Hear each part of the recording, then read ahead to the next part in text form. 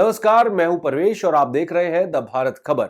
शुरुआत करते हैं आज की दिल्ली की 10 बड़ी खबरों की। लेकिन उससे पहले आपसे एक छोटी सी अपील भी है। अगर आपने अभी तक द भारत खबर चैनल को सब्सक्राइब नहीं किया है तो अभी सब्सक्राइब कर लीजिए और नोटिफिकेशन का जो बेल आइकन है वो भी दबा लीजिए। दिल्ली आबकारी नीति मामले में कोर्ट ने आप नेता मनीष सिसोदिया की ईडी हिरासत 5 दिन बढ़ा दी है। ईडी ने मनीष सिसोदिया को अदालत में पेश किया था। कोर्ट में ईडी ने मनीष सिसोदिया का अतिरिक्त रिमांड देने का अनुरोध किया, जिसे कोर्ट ने मान लिया। कोर्ट में सुनवाई के दौरान ईडी ने कहा कि सिसोदिया ने अपना फोन नष्ट किया, उनसे एक बार फिर पूछताछ किए जाने की जरूरत है। अभी ईमेल में मिले डेटा, उनके मोबाइल फोन का फॉरेंसिक विश्लेषण किया जा रहा है। वहीं सिसोदिया के वकील ने कहा कि सीबीआई ने एफआईआर के कुछ दिन के भीतर अगस्त 2022 में ईसीआईआर दर्ज किया, कंप्यूटर को जब्त कर उसकी जांच की। अब दूसरी एजेंसी उसी प्रक्रिया को दोहराना चाहती है। ये तर्क देते हुए सिसोदिया के वकील ने ईडी रिमांड बढ़ाने की मांग का विरोध किया। कोर्ट में सुनवाई के दौरान सिसोदिया के वकील ने कहा कि क्या ईडी सीबीआई की प्रॉक्सी एजेंसी के रूप में काम कर रही है। ईडी को बताना होगा कि प्रोसीड ऑफ क्राइम क्या हुआ, ये नहीं बताना है कि क्या अपराध हुआ। कन्फ्रंट कराने के लिए हिरासत की जरूरत नहीं होती है, समन जारी कर कन्फ्रंट कराया जा सकता है। मनीष सिसोदिया ने खुद कोर्ट से कहा कि रोजाना आधा से 1 घंटा ही पूछताछ होती है। बस गुरुवार ही देर तक पूछताछ हुई। ईडी ने कहा कि 2 लोगों को 18-19 मार्च को बयान दर्ज कराने के लिए बुलाया है। ईमेल, मोबाइल डेटा मिला है, उसको कन्फ्रंट करवाना है। इस पर कोर्ट ने कहा कि ईमेल जैसे डेटा के कन्फ्रंट तो आप जेल में भी करवा सकते हैं। ईडी ने कहा कि जांच अभी अहम मोड़ पर है, अगर अभी हिरासत नहीं मिली तो सारी मेहनत बेकार हो जाएगी। पूछताछ सीसीटीवी की निगरानी में की जा रही है। 5 से 12% का पता लगाने और प्रोसीड ऑफ क्राइम का पता लगाने के लिए ही गिरफ्तारी की गई। दिल्ली में पर्यावरण के क्षेत्र में बेहतर कामकाज के लिए उपराज्यपाल ने अरविंद केजरीवाल की अगुवाई वाली आम आदमी पार्टी सरकार की तारीफ की। दिल्ली विधानसभा में उपराज्यपाल ने कहा कि कई बाधाओं के बाद भी केजरीवाल सरकार ने अच्छे काम किए। उपराज्यपाल वीके सक्सेना ने विधानसभा में कहा कि सरकार की ओर से शिक्षा पर ध्यान देने के कारण दिल्ली के छात्र अच्छा प्रदर्शन कर रहे हैं। उन्होंने कहा कि सरकार हरित और स्वच्छ दिल्ली के लिए भी प्रतिबद्ध है।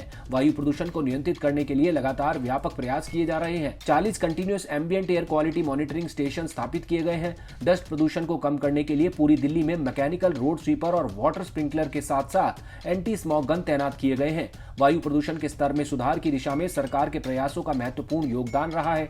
गंभीर वायु गुणवत्ता 2021 में 24 दिनों से गिरकर 2022 में 6 दिन रह गई है।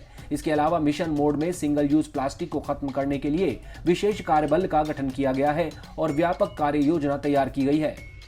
उपराज्यपाल वीके सक्सेना ने अपने अभिभाषण में कहा कि दिल्ली में स्वास्थ्य के क्षेत्र में भी बहुत शानदार काम हुआ है। उन्होंने अपने अभिभाषण में कहा कि दिल्ली में 38 मल्टी स्पेशलिटी अस्पताल, 522 मोहल्ला क्लिनिक बनाए गए हैं। नए अस्पतालों में 16,000 नए बेड जोड़े जाएंगे। दिल्ली में केजरीवाल सरकार सभी को स्वास्थ्य कार्ड प्रदान करेगी। इंफ्रास्ट्रक्चर को लेकर भी उपराज्यपाल ने दिल्ली सरकार को सराहा। उन्होंने कहा कि दिल्ली में कई अंडरपास, फ्लाईओवर से संबंधित योजना पूरी की गई। दिल्ली में 1,35,000 सीसीटीवी कैमरे लगाए गए हैं। 75वें स्वतंत्रता दिवस पर पूरी दिल्ली में 500 राष्ट्रीय झंडे लगाए गए। सरकारी स्कूल में लगभग 20,000 कमरे बनाए गए। केजरीवाल सरकार ने 34 किलोमीटर की नई पाइपलाइन बिछाई। चंद्रावल और वजीराबाद की WTP योजना पूरी होने वाली है। उपराज्यपाल ने आगे कहा कि परिवहन के नजरिए से देखा जाए तो सरकारी परिवहन में 1500 बसें जोड़ी जा रही हैं। महिलाओं को हल्के मोटर वाहन चलाने का प्रशिक्षण दिया जा रहा है। एमसीडी में उपराज्यपाल की ओर से नियुक्त किए गए एल्डरमैन यानी मनोनीत पार्षदों को लेकर दिल्ली सरकार और एलजी एक बार फिर आमने सामने आ गए हैं। अब दिल्ली सरकार ने एलजी के चुने गए एल्डरमैन के खिलाफ सुप्रीम कोर्ट का रुख किया है। केजरीवाल सरकार ने एल्डरमैन की नियुक्ति को कोर्ट में चुनौती दी है। सुप्रीम कोर्ट 24 मार्च को एल्डरमैन की नियुक्ति को चुनौती देने वाली इस अर्जी पर सुनवाई करेगा। दरअसल दिल्ली में पहली बार एलजी ने एमसीडी में एल्डरमैन अपनी मर्जी से नियुक्त किए हैं। इससे पहले अब तक दिल्ली सरकार एल्डरमैन का चयन करती थी। एल्डरमैन की नियुक्ति को लेकर आम आदमी पार्टी उपराज्यपाल वीके सक्सेना पर फ्रॉड करने का आरोप लगा चुकी है। तब पार्टी ने कहा था कि एलजी ने गैर कानूनी तरीके से निगम प्रशासन का अनुभव रखने वाले विशेषज्ञ की बजाय बीजेपी कार्यकर्ताओं को एल्डरमैन बनाया। शराब नीति मामले में जेल में बंद दिल्ली के पूर्व डिप्टी सीएम मनीष सिसोदिया पर सीबीआई ने नया केस दर्ज किया है। ये केस दिल्ली सरकार की फीडबैक यूनिट यानी एफबीयू में कथित भ्रष्टाचार को लेकर है। बीजेपी ने इस मामले में अरविंद केजरीवाल को भी आरोपी बनाने की मांग की है। सीबीआई का दावा है कि गैर कानूनी तरीके से फीडबैक यूनिट को बनाने और चलाने से सरकारी खजाने को 36 लाख रुपए का घाटा हुआ है। इस यूनिट पर विरोधी पार्टी के नेताओं, अधिकारियों और जुडिशियरी मेंबर्स की जासूसी का भी आरोप है।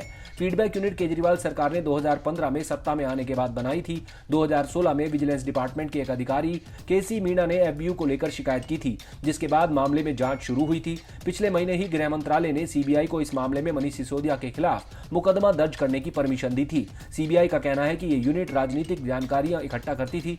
यूनिट की 40% रिपोर्ट इन्हीं जानकारियों के बारे में थी। इस मामले में सिसोदिया के अलावा तत्कालीन vigilance secretary Sukesh Kumar Jain, CISF के retired DIG Rakesh Kumar Sinha, Intelligence Bureau के retired joint deputy director Pradeep Kumar Punj, CISF के retired assistant commandant Satish Kshetrapal और गोपाल मोहन के खिलाफ भी प्रिवेंशन ऑफ करप्शन एक्ट के तहत मुकदमा दर्ज किया गया है। आरोपियों पर संपत्ति का दुरुपयोग, आपराधिक साजिश और धोखा देने के लिए जालसाजी करने समेत कई आरोप लगाए गए हैं।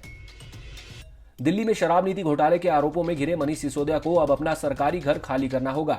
मनीष सिसोदिया मथुरा रोड पर बंगला नंबर AB17 में परिवार के साथ रह रहे थे। ये बंगला दिल्ली की नई शिक्षा मंत्री आतिशी मर्लेना को अलॉट कर दिया गया है, जिसके बाद सिसोदिया के परिवार को ये बंगला 21 मार्च तक खाली करना होगा। दिल्ली के राजेंद्र नगर इलाके में 50 साल पुराने हनुमान मंदिर पर डीडीए का बुलडोजर चल गया। लोगों को इस बारे में पता चला तो मौके पर पहुंचे और विरोध करते हुए बुलडोजर पर चढ़ गए। इसके बाद तोड़फोड़ की कार्रवाई रोक दी गई। इस मामले में दिल्ली बीजेपी के पूर्व अध्यक्ष का आरोप है कि दिल्ली सरकार की रिलीजियस कमेटी के गलत रिकमेंडेशन पर यह कार्रवाई की गई है। गुरुवार की सुबह अचानक मंदिर परिसर में पुलिस फोर्स के साथ डीडीए का बुलडोजर पहुंच गया और मंदिर में तोड़फोड़ शुरू कर दी। इस बारे में जैसे ही लोगों को पता चला तो भारी संख्या में लोग पहुंच गए और डीडीए की कार्रवाई का विरोध करते हुए बुलडोजर पर जा चढ़ गए। लोगों के विरोध के बीच डीडीए ने तोड़फोड़ की कार्रवाई को रोक दिया। घटना के समय दिल्ली बीजेपी के नेताओं के साथ साथ विश्व हिंदू परिषद के पदाधिकारी भी मौके पर पहुंच गए। सभी ने दिल्ली सरकार को घेरते हुए विरोध प्रदर्शन शुरू किया। हालांकि कार्रवाई डीडी की ओर से की गई थी। इसके बावजूद दिल्ली बीजेपी के नेताओं ने दिल्ली सरकार पर आरोप मढ़ते हुए कहा कि दिल्ली सरकार की रिलीजियस कमेटी ने डीडीए को गलत इंफॉर्मेशन देकर प्राचीन मंदिर को तोड़ा है, जिसे बर्दाश्त नहीं किया जाएगा। दिल्ली के स्वास्थ्य मंत्री सौरभ भारद्वाज ने देश में कोविड-19 और H3N2 इन्फ्लुएंजा के बढ़ते मामलों को लेकर लोगों से भीड़भाड़ वाली जगहों से दूर रहने का आग्रह किया है। सौरभ भारद्वाज ने कहा कि सरकारी अस्पतालों में मामले कम हैं। लोकनायक अस्पताल में इन्फ्लुएंजा के 20 और अन्य अस्पतालों में 8 से 10 मामले पाए गए हैं। कोविड-19 महामारी के दौरान बेड रिजर्व किए गए थे। हमने उन बिस्तरों को जारी नहीं किया है। नवनियुक्त मंत्री ने कहा कि इस मौसम में वायरल पीक आम है। मौजूदा इन्फ्लुएंजा पीक उन लोगों को प्रभावित कर रहा है जो कोविड संक्रमण से प्रभावित हुए हैं। 65 साल से अधिक उम्र के बुजुर्गों और 5 साल से कम उम्र के बच्चों को अधिक सावधान रहने की जरूरत है। केंद्र ने 6 राज्यों को कोविड एडवाइजरी जारी की है, लेकिन दिल्ली उनमें नहीं है। हालांकि हम दिल्ली सरकार की ओर से एडवाइजरी जारी कर रहे हैं कि भीड़भाड़ वाली जगहों पर जाने से बचें, हाथ धोते रहें और अन्य बचाव के उपाय करें। सौरभ भारद्वाज ने यह भी कहा कि मास्क पहनने की अनिवार्यता को वापस लाने की कोई योजना नहीं है। उन्होंने कहा कि जल्द ही सरकार जागरूकता कार्यक्रम शुरू करेगी और प्रिंट, टीवी और FM विज्ञापन के माध्यम से भी जागरूकता पैदा करेगी। दिल्ली के प्रतापनगर मेट्रो स्टेशन पर 55 साल के एक व्यक्ति का फोन लूटने के आरोप में पुलिस ने एक आरोपी को गिरफ्तार किया है और एक किशोर को हिरासत में लिया है।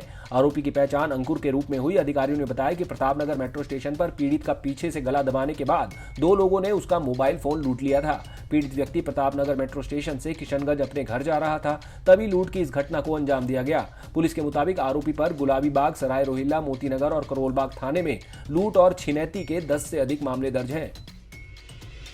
दिल्ली में पुलिस को देखकर भाग रहे 2 लोग वांटेड क्रिमिनल निकले। 2 पुलिसकर्मियों ने इन दोनों संदिग्धों को शक होने के बाद पीछा करके पकड़ लिया। दोनों संदिग्धों से पूछताछ में पता चला है कि वो कुख्यात अपराधी हैं और कई मामलों में वांटेड थे। जानकारी के मुताबिक दोनों बाइक सवार गोलचक्कर से अग्रसेन कट की ओर तेजी से जा रहे थे। तभी 2 पुलिसकर्मियों ने उन्हें रोका तो वो बाइक घुमाकर चकमा देने की फिराक में थे, लेकिन बाइक गिरने के बाद वो भागने लगे। इसके बाद पुलिसकर्मियों ने दोनों बदमाशों का पीछा करते हुए उन्हें घटनास्थल से 50 मीटर की दूरी पर पकड़ लिया। पुलिस ने बताया कि पकड़े गए आरोपियों की पहचान न्यू सीलमपुर के इमरान चंद और जाफराबाद के हाशिम के रूप में हुई है। पुलिस ने बताया कि एक आरोपी के पास से तेज धार वाला क्लियर हथियार बरामद हुआ है। वहीं आरोपियों के पास से बरामद हुई बाइक भी चोरी की है। बाइक को आरोपियों ने गीता कॉलोनी से चोरी किया था। दोनों अपराधियों से पूछताछ में पता चला है कि आरोपी इमरान चंद नवाब जघन्य प्रकृति के 16 अन्य मामलों में भी संलिप्त है, जबकि हाशिम 2 अन्य आपराधिक मामलों में आरोपी है। आप देख रहे थे दिल्ली की 10 बड़ी खबरें। अगर आपको हमारी ये खबरें पसंद आई तो लाइक कीजिए, कमेंट कीजिए और इसे अपने दोस्तों के साथ व्हाट्सएप पर शेयर कीजिए। नमस्कार।